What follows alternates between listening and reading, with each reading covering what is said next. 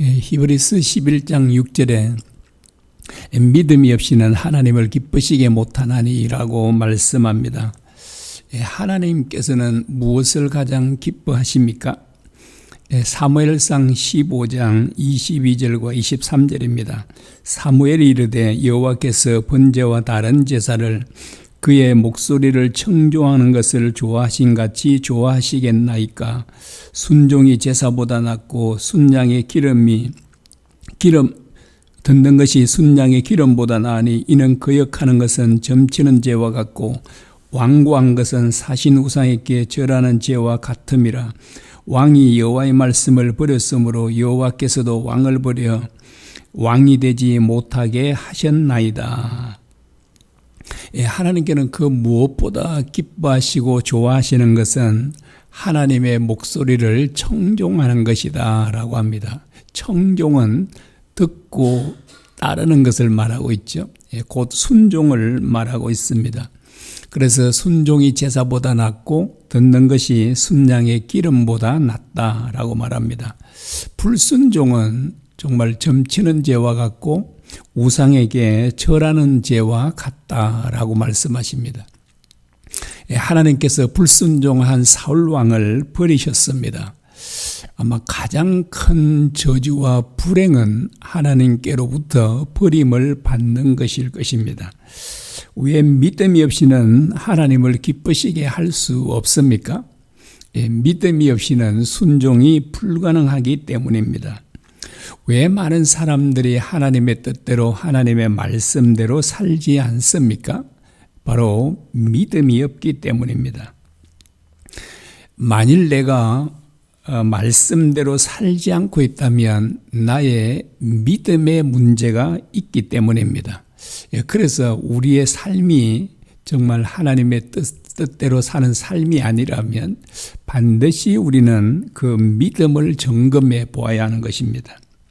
많은 사람들이 하나님을 믿는다고 말합니다. 그러면서도 하나님의 뜻대로 살지는 않습니다.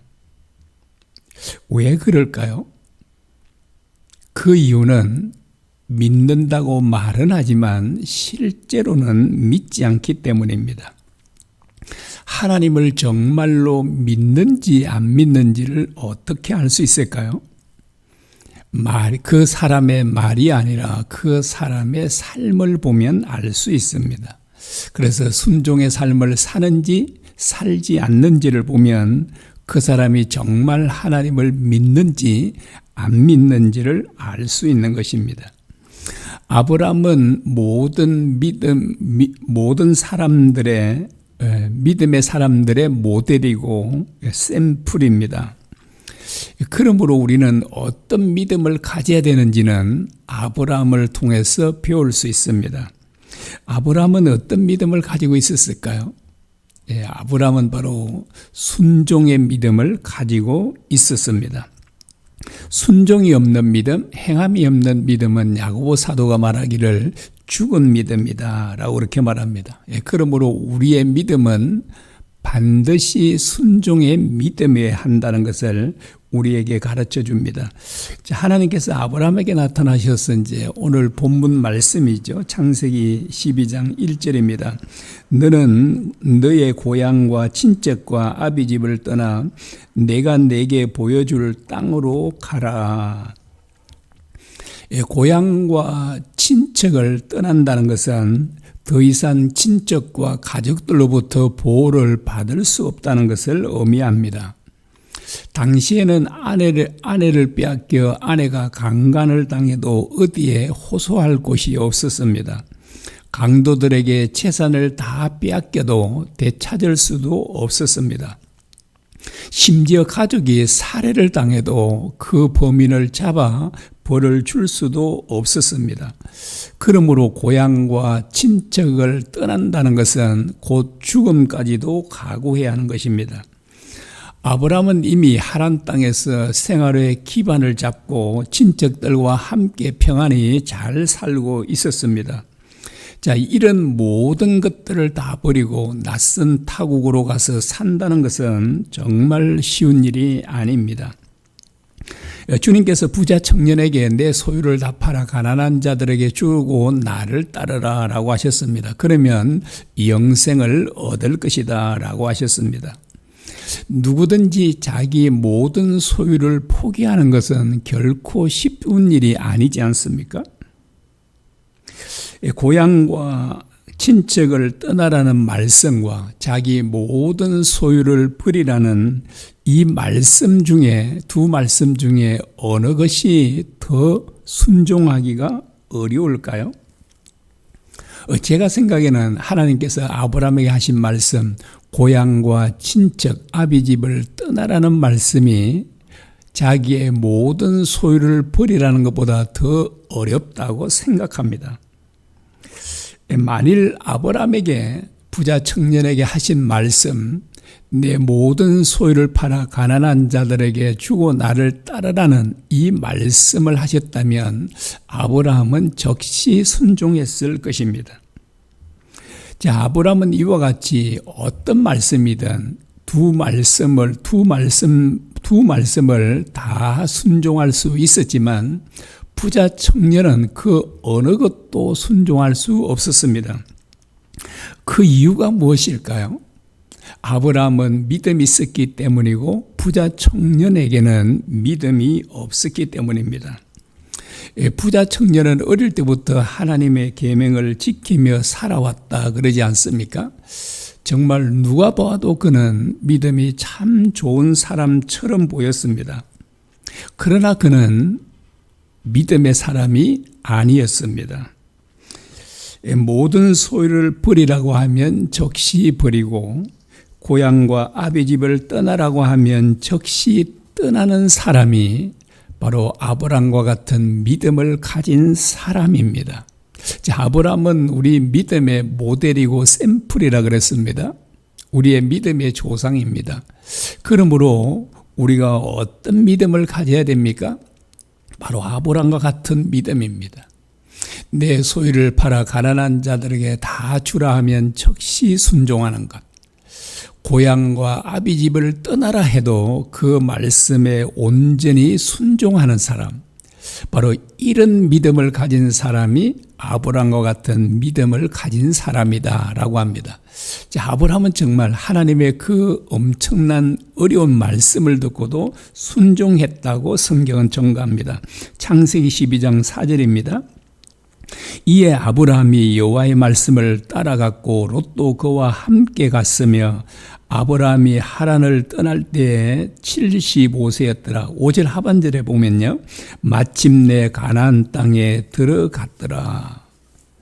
자, 아브라함은 하나님의 그 어려운 명령에도 불구하고 그는 온전히 순종했다라고 말하고 있습니다.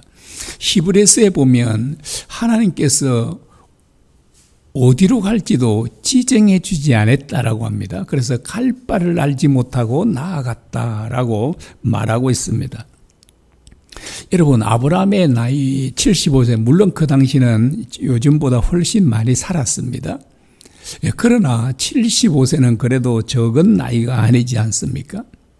사람은 나이가 들수록 고향을 찾아간다 그럽니다. 그래서 도시로 왔던 사람들도 이제 나이가 많으면 고향으로 돌아가서 사는 경우들이 때로 굉장히 많이 있지 않습니까? 이제는 고향으로 돌아가서 가족들과 함께 살아가야 할 그 나이에 오히려 가족들을 떠나서 먼 타국으로 가서 산다는 것은 정말 쉬운 일이 아니었습니다. 그러나 아브라함은 그 하나님의 명령에 온전히 순종했다라고 하는 것입니다. 만일 아브라함이 하나님의 말씀을 듣고도 순종하지 않았다면 어떻게 됐을까요? 그는 우리의 믿음의 조상이 될 수 없었을 것입니다. 하나님께서 이렇게 약속하지 않았습니까? 내가 너로 큰 민족을 이루고 땅의 모든 족속이 너로 말미암아 복을 얻을 것이다. 정말 어마어마한 약속의 말씀이지 않습니까? 자, 그런데 아브라함이 하나님께서 말씀하신 그 말씀에 순종하지 않았다면 이 놀라운 하나님의 약속의 말씀은 성취되지 않았을 것입니다. 아브라함이 이삭을 번제로 바친 후에 하나님께서 바로 하신 말씀이 이렇습니다. 이르시되 여호와께서 이르시되 내가 나를 가리켜 맹세하노니 내가 이같이 행하여 내 아들 내 독자도 아끼지 아니하였은즉 내가 내게 큰 복을 주고 내 씨가 크게 번성하여 하늘의 별과 같고 바닷가의 모래와 같으리니 이는 내 씨가 그 대적의 성문을 차지하리라. 또 내 씨로 말미암아 천하 만민이 복을 받으리니 이는 내가 나의 말을 준행하였음이니라 라고 말합니다. 자, 아브라함이 만약에 하나님의 말씀에 준행하지 않았다면 하나님의 그 놀라운 축복의 말씀은 아브라함에게 이루어지지 않았을 것이라는 사실입니다. 자, 하나님께서 왜 아브라함에게 그렇게 하시겠다고요? 네가 내 말을 듣고 준행했기 때문이다 라고 말씀합니다.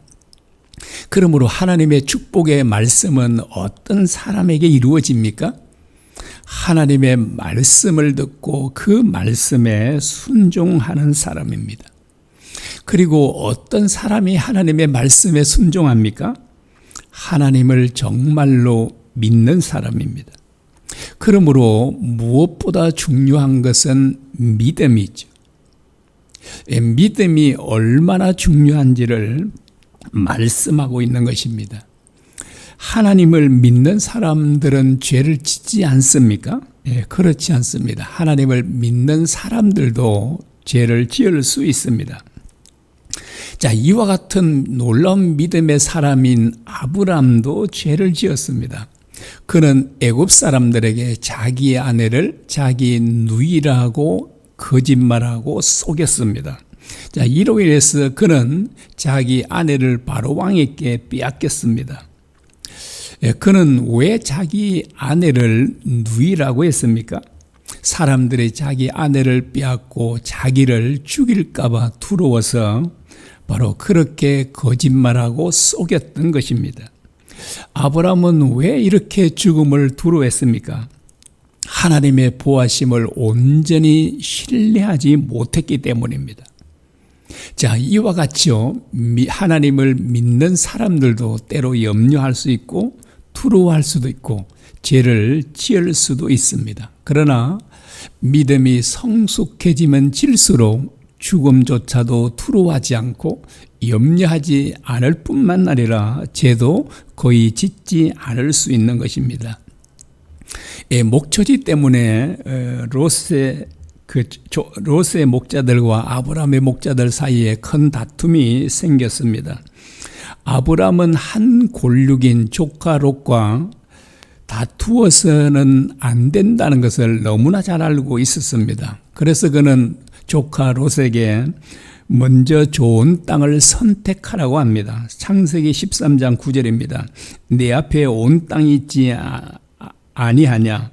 나를 떠나가라. 내가 좌하면 나는 우하고 내가 우하면 나는 좌하리라. 아브라함은 롯의 삼촌이고 연장자 아닙니까? 그러므로 얼마든지 먼저 좋은 땅을 선택할 수 있었습니다.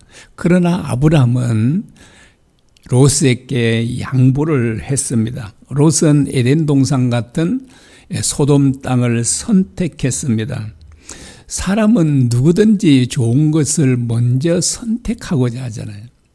음식이 있어도 먼저 나쁜 것보다 좋은 것을 먼저 먹고자 하잖아요. 이게 보통 사람들의 마음이지 않습니까? 그러나 아브라함은 기꺼이 좋은 땅을 조카 롯이 선택하게 했습니다. 자, 그가 이렇게 할 수 있었던 것은 바로 살아계신 하나님을 믿었기 때문입니다.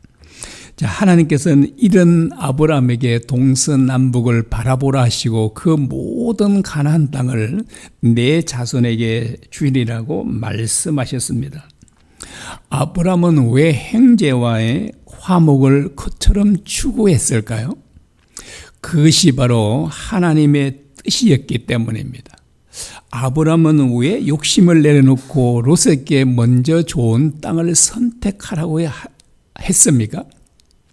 이건 역시 하나님께서 기뻐하시는 뜻이었기 때문입니다. 자, 이와 같이 아브라함은 언제나 하나님의 뜻을 쫓아 살았던 것입니다. 이것은 바로 그가 참 믿음의 사람이었음을 증거하고 있는 것입니다. 하나님을 믿는다고 하면서 하나님의 뜻대로 살지 않는 사람은 참 믿음의 사람이 아닙니다. 주님께서 자신의 진정한 가족은 하나님 아버지의 뜻대로 행하는 사람이라고 하셨습니다. 마태복음 12장 49절과 50절입니다. 손을 내밀어 제자들을 가리켜 이르시되 나의 어머니와 나의 동생들을 보라. 누구든지 하늘에 계신 내 아버지의 뜻대로 하는 자가 내 형제요 자매요 어머니니라.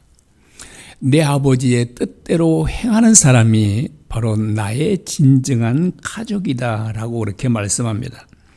자, 믿음이 없이는 하나님을 기쁘시게 할 수 없다고 말합니다. 그 이유가 무엇이라고요? 믿음이 없이는 순종이 불가능하기 때문입니다. 살아계신 하나님을 진짜로 믿는 사람은 불순종하는 것이 대단히 어렵습니다. 오히려 순종하는 것이 훨씬 더 쉽습니다. 아마 살아계신 하나님을 실제로 믿는 사람에게 불순종하라고 그렇게 간곡하게 말해도 그 사람은 결코 불순종할 수 없을 것입니다. 그래서 우리는 왜 내가 불순종의 삶을 사는가? 내가 왜 하나님의 뜻대로 살지 못하는가? 그 이유는 바로 우리에게 참된 믿음이 없기 때문입니다. 그래서 우리들의 삶 가운데 문제가 있다면 반드시 믿음의 문제가 있기 때문입니다.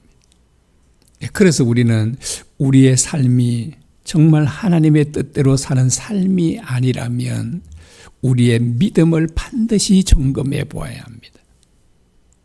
여러분, 살아계신 하나님을 실제로 믿는 사람이 여러분 불순종하는 것이 쉬울까요? 결코 쉽지 않습니다. 여러분은 어떠신가요? 하나님의 뜻에 말씀에 순종하기가 쉬운가요? 아니면 정말 어려운가요? 정말 말씀에 순종하는 것이 어렵다면 우리의 믿음이 아직 온전하지 못하기 때문이다라고 말할 수 있습니다. 여러분, 어떤 사람이 참 하나님을 믿는 사람입니까? 목숨을 걸고라도 하나님의 말씀에 순종하고 싶어 하는 사람입니다. 바로 이 사람이 정말 하나님을 믿는 사람이다라고 할 수 있을 것입니다.